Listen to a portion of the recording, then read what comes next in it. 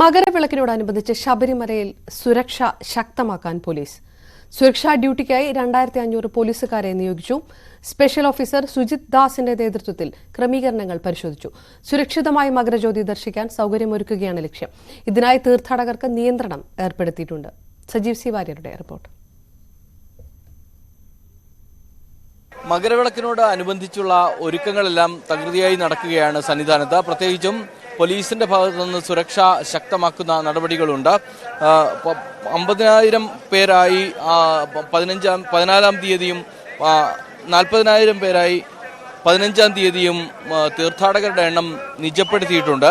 അതോടൊപ്പം ഈ ദിവസങ്ങളിൽ പ്രായമായവരും കുട്ടികളും ഒന്നും ദർശനത്തിന് എത്തരുത് എന്നാണ്, എത്തുന്നത് ഒഴിവാക്കണമെന്നാണ് ദേവസ്വം ബോർഡ് അഭ്യർത്ഥിക്കുന്നത്. 16 മുതൽ 20 വരെയുള്ള ദിവസങ്ങളിൽ ഇക്കാര്യത്തിൽ നിയന്ത്രണം ഉണ്ടാകില്ല. അതേസമയം സന്നിധാനത്ത് പോലീസിന്റെ പുതിയ ബാച്ച് ചുമതലയേറ്റിട്ടുണ്ട്. 2500 പോലീസുകാരെയാണ് സുരക്ഷാ ഡ്യൂട്ടിക്കായി നിയോഗിച്ചിരിക്കുന്നത്. SOI സുജിത് ദാസ് ചുമതലയേറ്റു. ഇന്ന് അദ്ദേഹം സന്നിധാനത്ത് പരിശോധനകൾ നടത്തുകയുണ്ടായി. വൈകുന്നേരം വരെ പരിശോധനകൾ തുടരും. കാരണം സുരക്ഷ ശക്തമാക്കേണ്ടതുണ്ട്. ഒപ്പം തന്നെ വ്യൂ പോയിന്റുകൾ സജ്ജീകരിക്കേണ്ടതുണ്ട്.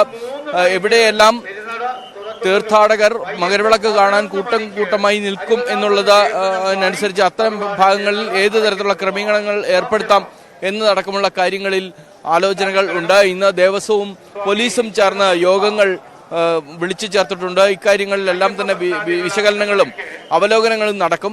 ഏത് തരത്തിൽ സുരക്ഷ ശക്തമാക്കാം എന്നുള്ളതടക്കമുള്ള കാര്യങ്ങളിൽ ആലോചനകൾ ഉണ്ടാകും. അതിനുവേണ്ടിയുള്ള നിയന്ത്രണങ്ങളും മറ്റു കാര്യങ്ങളും തയ്യാറാക്കും. വ്യൂ പോയിന്റുകൾ തയ്യാറാക്കുന്ന നടപടികൾക്കും തുടക്കമായിട്ടുണ്ട്.